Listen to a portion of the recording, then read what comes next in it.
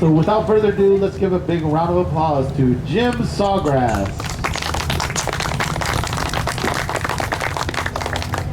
You know, thousands of years ago, right here, people built canoes. This was a place where they built their canoes. That's what the name of this river means. And so they came here and they probably built these giant canoes, and they may have had villages nearby, the Tocobaga people we're talking about. And so they would have used shells just like the one I have in my hand, not just for drinking cups and jewelry like beads or wampum or carved, but they were using for signal, calling. Now I see there's a lot of people down there. Maybe we ought to let them know we're going to have a show here. What do you think? Yeah, that's a good idea. Blow the shell? Yeah. All right.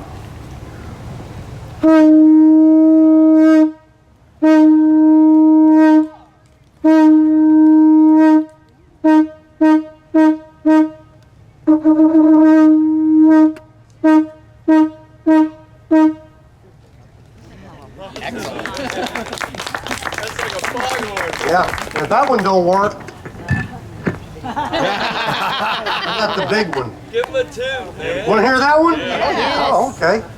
You guys want to hear it all? Okay.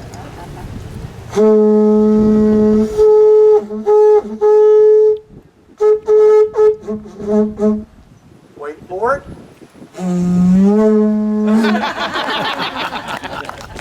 Awesome. There we go. That ought to get them over here. Let's start the program.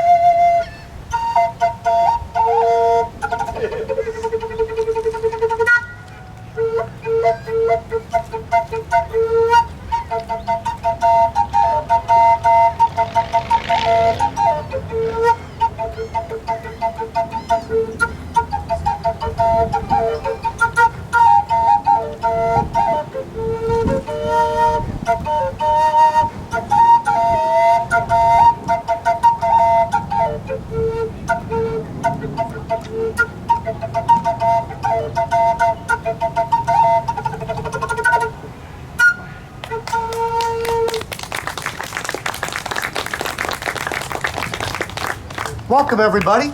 My name is Jim Sawgrass. Inchje, Istongo, Baha Glosli. One of the oldest languages. Hello, how are you? I said that to you in the Muskogee language. My ancestors go back to those people in Georgia, and I am dressed from about 200 years ago during that time of my ancestors coming into Georgia and being around the Muskogee people and marrying into them. So I'm going to tell you a lot about Native people here in the southern United States. Muskogee is a tribe you may have heard of as the Creeks. Have you heard of that? Mm-hmm. They lived in Georgia and Alabama, North Florida, parts of the Carolinas. For thousands of years, Native people lived here too. In this area was a tribe called the Tocobaga, as I was saying earlier. If you'd like to grab chairs and bring them over here, you're welcome to. There's shade over on this side. This is a map of what Florida tribes would have been back when the Spanish arrived. This is what the Spanish friars and missionaries and explorers recorded as the names of the tribes of Florida. There was no Seminoles yet, or Miccosukee. These are tribes that will come later, as I'll explain during my program. But these were the tribes that lived here. In this area, Tocobaga was a tribe that lived here on the coast, probably did some fishing, a lot of farming, I'm sure, of course, hunting. When the Spaniards arrived, one of the shipwrecked off the coast out here, and a survivor of the shipwreck was named Juan Ortiz. He was taken in by the Tocobaga people and lived with them for a little while and learned to speak their language. Later, another explorer came here, a man named Hernando de Soto. And then he arrived in Tampa, which, by the way, that word is a Calusa tribal word, which means burnt wood, which was where lightning strikes the trees, okay? And that's why the lightning got its name, probably. But anyways, as he lands in Tampa, he marches up into the Tocobaga communities, and he finds this man, this Spaniard who's been captured or taken, and he learns that this man can speak the language of the natives, So he brings him with him, and that man becomes the interpreter for Hernando de Soto.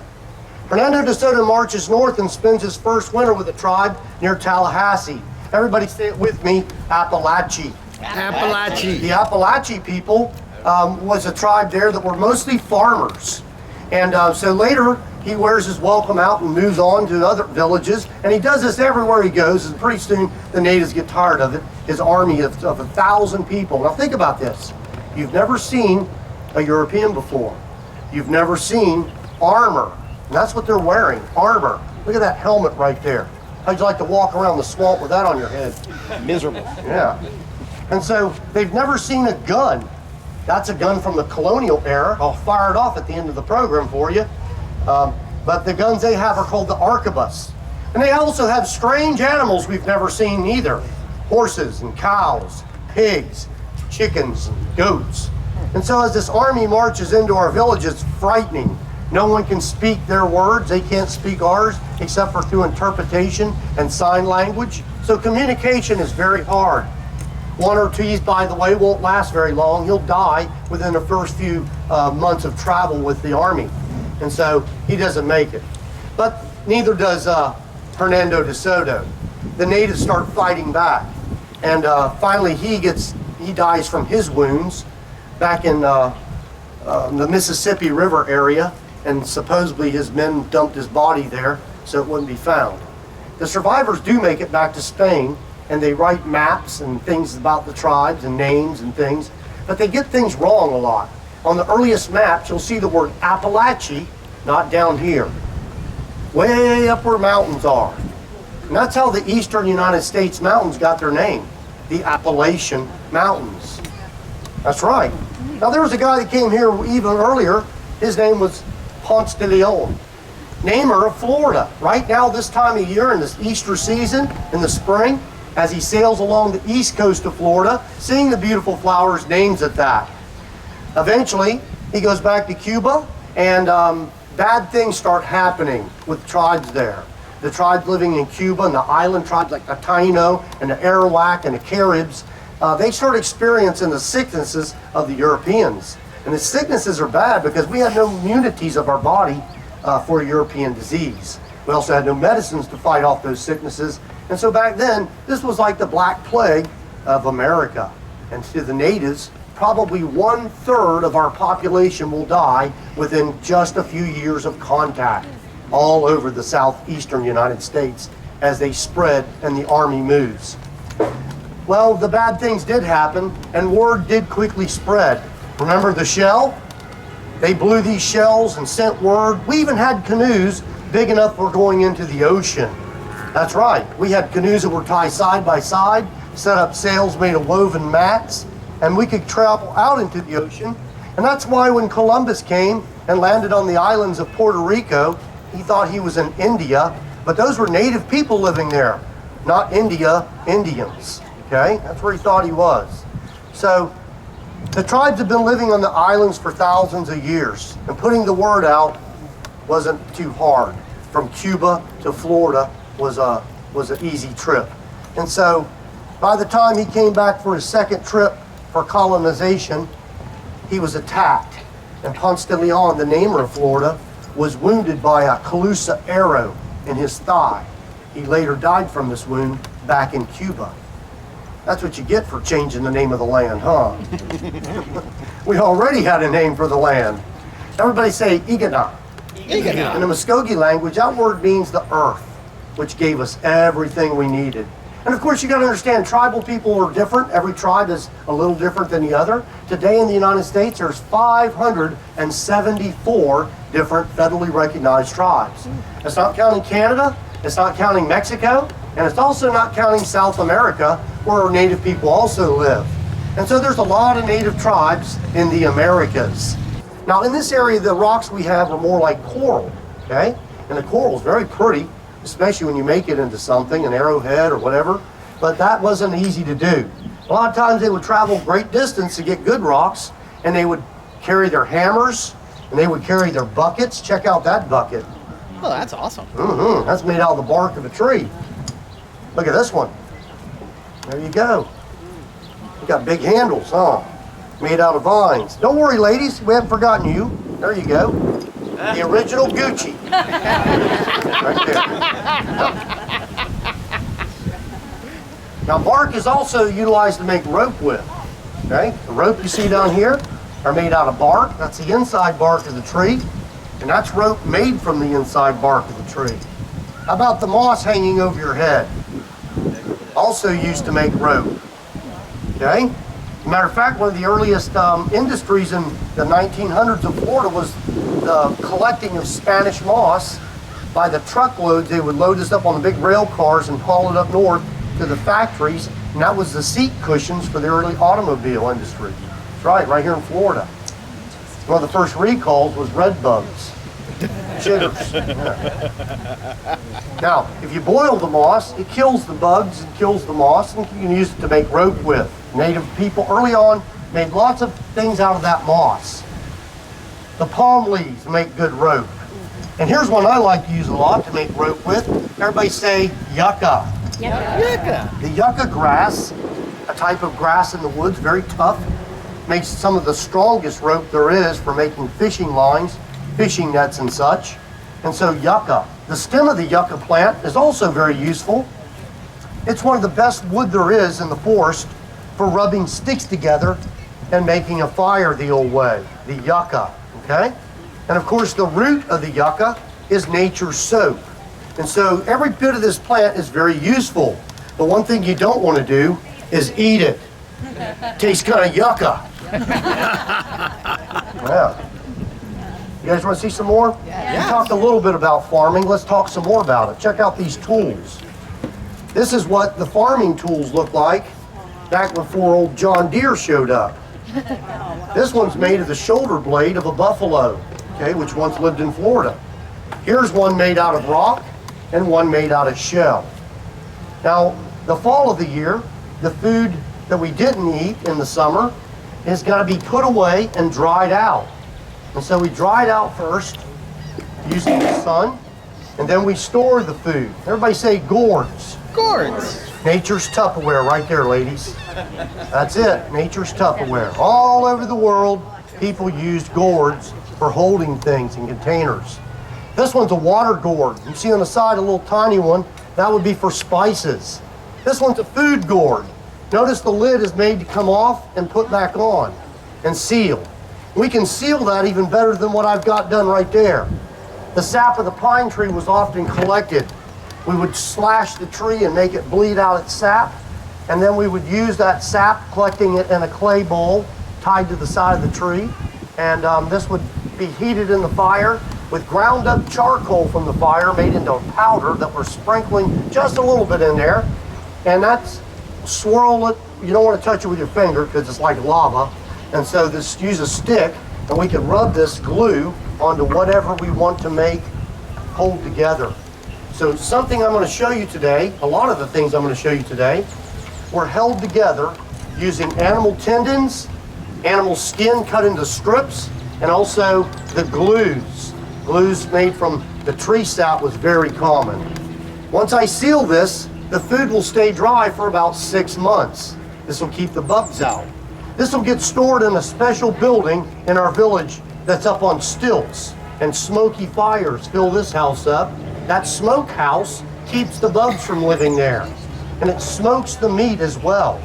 The meat was often drawn by the early French and Spanish explorers as being smoked over the fire, just like a barbecue. As a matter of fact, the word barbecue is from the tribe that Columbus met, the Taino. Barbacoa in their language, drying the meat, smoking it on the fire. Many tribes of the eastern United States practiced this method of keeping the meat from rotting, was smoking it and drying it. Barbecue. I want to show you, it's used to drill holes with. Everybody say pump drill. Pump drill. As I push down with this pump drill, it begins to spin back and forth. At the very bottom is a sharp piece of flint rock drilling a hole. The round thing keeps it spinning. As I push down, it winds it back up for me, a counterweight. The string is made of deer skin. If I don't like this drill bit, I can take it out and put a different one on there. That's called socketing. Putting things together by one's round and one's square, and it fits together and locks in place. And that goes way back in time, back into caveman days. Okay? We might want to drill into a shell and make some beautiful jewelry, like the ones I have on display here. This jewelry here is what we wore to tell what a person does in the village. In other words, I could tell what your position is by this markings on these shells. Okay? Some of the shells were made into beads. We also used backbones of shark, like the ones I'm holding here. Clay was also used to make beads. Sometimes seeds were also used as beads. And so are ancient beads. You guys like to go fishing? Yeah. All right. Well, native people did lots of that. That's what this fish trap's for. We take it down to a creek, set it right in the middle, and take rocks and lay the rocks in the creek to guide the fish right into the trap. There's a lot of rivers in the southern United States that still have those rock walls back from those days, thousands of years ago. Once the fish swim in there, sharp spikes facing in, they swim right by. When they turn around to come back out, the sharp spikes are looking right into their eyeballs. And so it keeps the fish in. It deters them from coming out. Now, when I'm ready to take the fish out of here, I can untie the inside of the basket, open it up, and dump out the fish. This is only a small fish trap. Some of the fish traps were about 10 foot long. Okay? Now, we also used areas of the river where there were shallows, and we would take the rocks again and lay them in a wall, guide the fish right into those shallows where spearmen would be waiting to spear the fish. Hunting put food on the table too. But the boys weren't allowed to go into the forest and hunt the bigger animals until they were of age. A young boy, like 5 years old, would start his hunting in the village garden. The garden is safe where we can keep an eye on them, and plus the garden needs to be protected. There's a lot of animals trying to eat up our food that's going to get us through the winter. We can't allow that to happen. And so the garden had to be protected by young boys with their bows and arrows, and that was their learning spot, learning how to hunt. Someday they're going to put food on the table, and that will be their job, to be a warrior, protect the village, be a hunter, put food on the table. The boys will not own the village, it will be owned by the girls. Boys were not allowed to marry any girls in their villages. They had to find their wives in separate villages far away, and that's where the boys would go to live, making our societies, mostly of the eastern United States, matriarchal. The women had lots of power, and they were the ones who appointed the chiefs in many instances. Okay? Not a whole lot's changed, huh, guys? No. Now, the boys and girls played games. And one of the games that we played together, and sometimes separate, this is called ball game. Everybody say that, ball game. Ball game. Stick ball. Another name, little brother of war. Yeah, now you're starting to see what this is. Yeah, lacrosse, that's the name the French gave it. Because the French settled up north where lacrosse kind of comes from. Actually, the word lacrosse is probably referring to the cross webbing of the stick, okay? Now, the French gave it that name, and they saw the way that tribes up north play. They used one big giant stick, much bigger than this one, by the way, okay? In the southern United States, native played the game a little different. Tribes like the Cherokee and the Carolinas and the Choctaw, Mississippi, the Chickasaw, Louisiana, the Creeks of Georgia and Alabama, the Muskogees.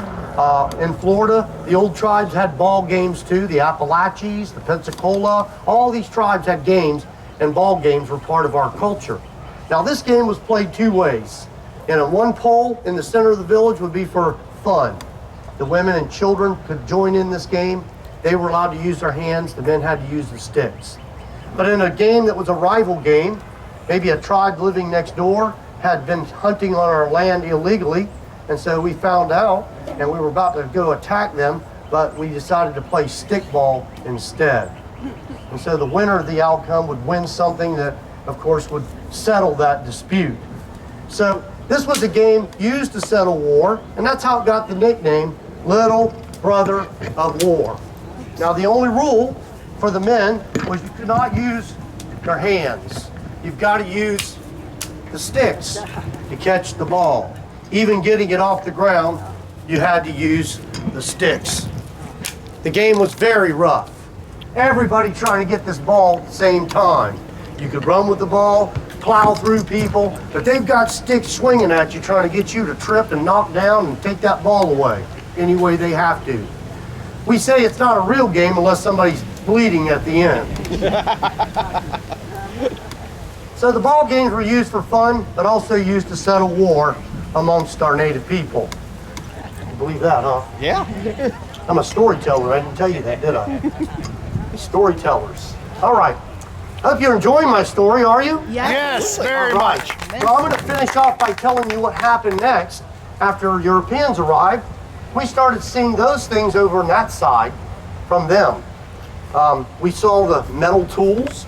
We saw the guns, the cloth, many things we saw that we never had before. So first, sometimes we would help their army find their way in the woods. And in return, they might give us something pretty cool to take back to our village.